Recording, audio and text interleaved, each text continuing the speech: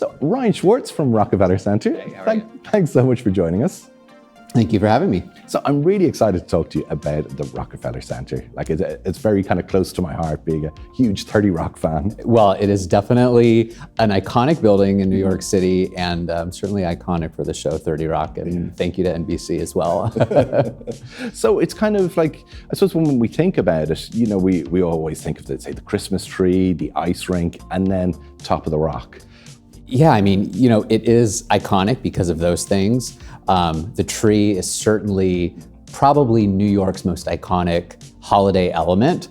Ice skating at the rink under the Christmas tree, I don't think you can get any more Christmas than that.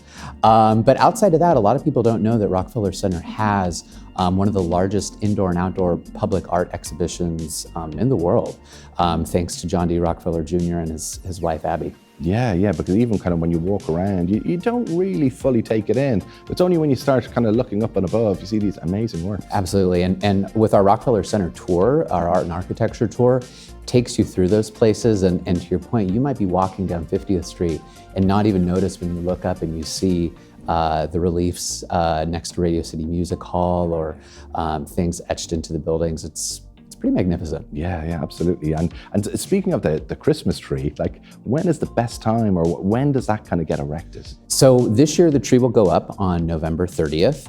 I will say one of the most amazing things is seeing the tree come into the center and being brought in through New York City on the back of a flatbed truck and then hoisted and lifted into place. It's beautiful. Yeah, it's spectacular. And yeah, the observation deck is kind of one of those must-see attractions in the city. Yes, and you love 30 Rock. Yeah. So at the top of 30 Rock is our observation deck called Top of the Rock.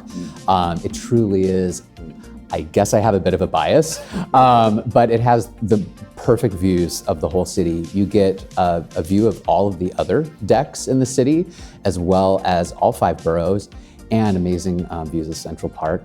On really clear days, you can see 40, 50 miles out. We're really excited. In the next year or so, we're going to be renovating and reimagining the whole experience all the way from street to sky. We'll be including our sky lift. It's going to be a new attraction that'll raise guests 30 meters up into the New York skyline, and they'll have unobstructed views of the whole city. The center's really going through a full renaissance, new retailers coming back, some big names that everyone's familiar with, like Tiffany & Co. Also with some new designers and new products like Aloe Yoga and Todd Snyder, and our restaurants. We have over 30 restaurants in the center, 2 opening this month, and perfect timing because now you can sit next to the rink, watch your family skate, have a glass of champagne. Yeah, brilliant. And speaking of the rink, surely you can't ice skate in the summer. You can't, although there is a beautiful science to how we maintain our pristine ice from November through March.